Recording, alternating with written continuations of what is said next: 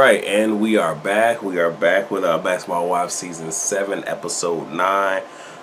Curtains closed. This was a real lax episode, which, I mean, at the pace of this season was going, we deserve a lax episode. I'm not even going to say it was a filler because there was some good stuff here. I'm not going to talk about everything, but we just going to get into it. So if you didn't catch what I said in the last video, it recaps what has gone on over like the last two episodes, and again, even the sequence of events with the Ponderosa. It kind of further confirms for me that Evelyn brought up all of that stuff to Tammy, and Tammy then said what she said to Evelyn. It just so happened that when it was played during the actual episode, it was all mixed up. And for those of y'all who watch reality television, a lot of shit is done out of sequence, especially with the Real Housewives of Atlanta. They have done it to where they've shown shit that has happened later on in the season, earlier in the season. So shit like that doesn't surprise me. We all know that certain things get left on the cutting room floor. But again, it is what it is. They doctor it together, have what they want to do it. So you got Shani and Evelyn. They at a little tea shop, getting some cannabis extract oil dropped in there. So I forget what type of oil it is, but it's an oil that doesn't get you high, but it's just supposed to, calm you, relax you, and treat certain ailments and whatnot. But Evelyn says that Joffrey has receipts. Shani doesn't give a fuck about that because she knows all of what the fuck she needs to know. Regardless of what receipt she has, it doesn't change the fact of what the fuck, Joffrey brought to the table. Jackie calls, and then you have Evelyn, like pretending to throw up in her mouth, and I'm just like, so fucking shady, man. It's ridiculous. And Jackie invites him to to a play that she's acting about domestic violence. And Shani can't go because her son is going to prom. I ain't talking about the fucking prom. And Evelyn says, yes, she'll go. Yeah, you'll go because you need a fucking scene to shoot and you need something to do, but you just threw up in your mouth when you heard it was Jackie, but okay. OG is with her family. And we're going to be here for just a second. So OG lost her brother to pneumonia. And the family is coping. And they're Nigerian, so when the loss happened, the community came and kind of helped to comfort and whatnot. And it's a beautiful thing. Now, I'm going to talk a little bit more about OG and her not mourning at the end of this review, which shouldn't be that long, because she's not mourning, and I'll even equate it to some of my shit. But with the whole pneumonia thing, it leads me to believe that there had to have been something else. But I know how serious pneumonia can be, because if you guys were watching like a good 2 years ago, was it 2 years ago? 2018. Yeah, it was in 16, so, well, a little less, but 2 years ago, like I said, a lot of shit was going on. Lost my father. Some of that was actually, if y'all go back, y'all see the video of me kind of going through my mourning and whatnot. And in Judaism, it's, I'll talk about it all now. You're encouraged to mourn. Like I said, when a person dies, you have what they call sit and sheet, where you're supposed to sit in that person's residence for 7 days. You're not supposed to do anything. You're literally supposed to soak it in. Family and friends are supposed to bring over food because you're in mourning, so you shouldn't be cooking. So for those who want to know where repasts come from, those are probably some pretty good rules as to what the repast was supposed to be. Just saying. But it's encouraged. And for the immediate family, it's encouraged to actually mourn for 30 days. So before even going home, I took a couple of days, stayed back, and I actually went through the mourning process myself, where, I had a lot of different revelations and whatnot, but I gave myself time to mourn, because y'all know how it is in America, especially in black families. We don't really cry. If we do, we have that one day, then we're supposed to let it go and get back to work, and it's not that easy. And you'll even see it with OG later on in this episode, where it's just like she's not dealing with it. It's trying to find other ways to cope rather than accepting the fact. So I do appreciate that, the Nigerian community that she's attached to all came in support of her and her family, but you can tell that she's not necessarily dealing with it. And even with the pneumonia thing, again, if y'all were watching, shortly after that, I I ended up having pneumonia. Did not know it was pneumonia. I thought I just had a regular fucking cold. In the process of that, I pretty much acquired asthma in the process of all of that. And then even with the pneumonia, broke one rib on my left side, fractured two on the right, had two asthma attacks. One I was able to recover from. The second one I couldn't, and went to the hospital, was admitted to the hospital. The pneumonia that had gotten worse because the antibiotics they gave me wasn't what was needed to fucking kill the shit that I had. Like, it was a fucking process. So I understand how it is to be fighting something like that, and it fucking takes you out. So I get it. I get it. It's just one of those where if he had pneumonia, like, my thing is like, did they know exactly what kind it was? And he's a dude, so most men, we don't want to go to the doctor and shit. So it just leads me to believe, like, was there something else that added to the pneumonia that kind of caused these spiral? Because with me, I had pneumonia, but I also don't know how the fuck I got it, but had asthma, and that right there kind of sent me to a whirlwind. And even with me having that second asthma attack, had I not, let's just say I probably would have passed that night. But I'm not going to get too deep into that because, like I said, I'm living right now, so it is what it is. But hey, there we go. Moving on. Jackie, she's doing the final rehearsal for the play. Having a hard time remembering her lines, is what it is moving forward.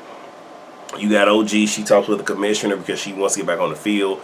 And, he feels that, it may be too soon, but if she's doing it for her brother, that's okay. But the other coaches are a little bit weary because, I guess she tends to go for headshot, neck shots, and and tackling very high.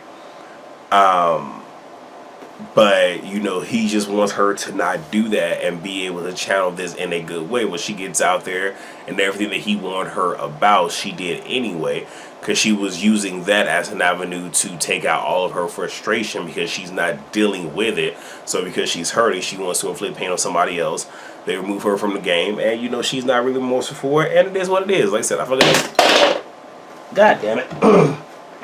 Okay, my tank's good. I was about to be so fucking pissed if my fucking tank broke. I'm sorry. So you got Tammy and Reggie at the grocery store. She feels bad for what she said. She feels she shouldn't have said it.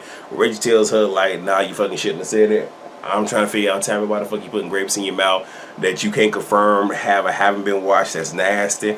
That's nasty. That's nasty. But you do you, boo-boo. Jackie's at therapy with her doctor. Jackie says Jackie pretty much has an issue with control, which is what the therapist brought up, and even realized that she has a control issue when it comes to her daughter. And the therapist says that children are mirrors. They're like sponges, and she can't be anything but fruit that comes from the tree. I mean, even to give you guys a little bit of my personal, I'm not going to go too deep, but she is me and my moms, we weren't really seeing quite here because she's headstrong, I'm headstrong. Now, we go the astrology route. Again, if y'all remember when I talked about the basketball wives, if I don't know nothing about anything else, it's about Aries and fucking Capricorn. Because mom, Aries, eldest brother Capricorn, middle brother Aries, me, Capricorn. If I don't know nothing else, I know about those two. And again, Dylan, think about it. Aries, goat in essence. Capricorn, goat in essence. Too headstrong. And at the same exact time, I am my mother's child. So out of my mother's 3 boys, I'm the most that is like her. So we tend to bump heads a fucking lot. And it causes us, god damn it, now I'm dropping my damn notebook. It causes issues and whatnot. But at the same exact time, we've learned... it was 2008 when we really learned that the reason that we bump heads so much is because we're so much the fuck alike, so just something to bring up. And I know I've heard some reviews of people saying that they feel like the therapist is doing too much, but I think that she just has like that, mama, I ain't gonna take no shit type of mentality. Rather than sit here and try to be all nice and PG with you, I'm gonna tell it to you how the fuck it is. You go, I can't have my emotions, so it's written all on my face, and I'm gonna just give it to you straight up. I'm gonna give it to you straight, no motherfucking chase. It's gonna be black motherfucking coffee. Ain't finna be no cream, ain't finna be no sugar. You finna get this shit, you finna take this shit, and you gonna be the fuck alright. That's how the fuck I took it. So, skipping through all this other fucking shit, you got Jackie's Play, you have excuse me, kicking the damn stand and everything. I'm sorry, y'all. Evelyn, Christian, and Joffrey are sitting in the center, well, front row center aisle, and then looking at the camera to the left, but if you're actually in the theater, be to the right. Malaysia and Zill Swag from Love Hip Hop Hollywood. Last season, he's with her. He is a stylist. They sit down, and you have Evelyn. It's like, you know, trying to get Malaysia to come over. Malaysia like, I ain't fucking coming. So Evelyn gets up to go over, and Malaysia's like, I can't be phony. That's not me. I don't fuck with her, so I'm not going over there. Like, I'm not even fucking doing. I think it's also, you know, affecting auras, because I know with me, if I don't fuck with people, honestly, I don't like going to events where people I know I don't like are going to be there. And it's not because giving that person power or whatnot. I know how I am. Like, I'm not going to talk to that person. I'm not going to entertain that person. I'm going to do everything to avoid that person. And if we're in a group setting and a conversation being had, it's going to be painfully obvious that I don't like this individual. I don't fuck with this individual. And I never want to go to somebody else's event, let alone a person's residence, and, you know, affect the fucking mood. Now, depending on how close I am to the person, I'll do it. And if shit begins to escalate, I will just leave if they really want me there. So I do understand Malaysia sitting all the way the fuck over there. And from what we see that's coming in upcoming episodes, Malaysia trying to get at that ass. So I think it was probably best that she sat where she sat. And then you got Zale going to fuck in on her fashions and whatnot. I laughed. It was funny. It was extremely funny that Evelyn didn't say nothing to defend her friend. She just let the shit happen. But anyway, Evelyn goes back to sit with the girls and whatnot. OG comes in with Kwame, sits down. You know, she's telling him, like asking, what are y'all drinking? Where do y'all get those drinks? Baby, can you give me a drink? I need something stiff. I need to be faded, in essence. And Kristen asks, like, you know, what's wrong with you? And she's like, yeah, my brother just died. And, you know, the girls are like, oh my gosh. And I'm laughing because it seems so funny. I'm sorry, so fake. But Kristen was like, okay, let's go to the bathroom. And I even said there's just like, it's kind of fucked up that Evelyn and Jen did not also get up to go with them, you know. But it's crazy how the fact that OG and Kristen don't get along, but Kristen was able to put that shit behind, you know, to sit here and comfort someone in that time of need, was let you know that whatever issues they had was really minuscule.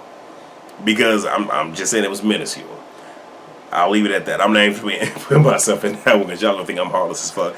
Anyway, they like, you know, that shit happens. They calm down. Tammy comes in. She goes to, if you're viewing the camera, to the right, or if you're actually in the theater, to the left, where Doug and little Dougie is. And you have Ellen like, oh, she comes in, you know, 1 minute till, and at least she's not walking in, you know, why the shit going on. But of course, Evelyn has to find a reason to be mad.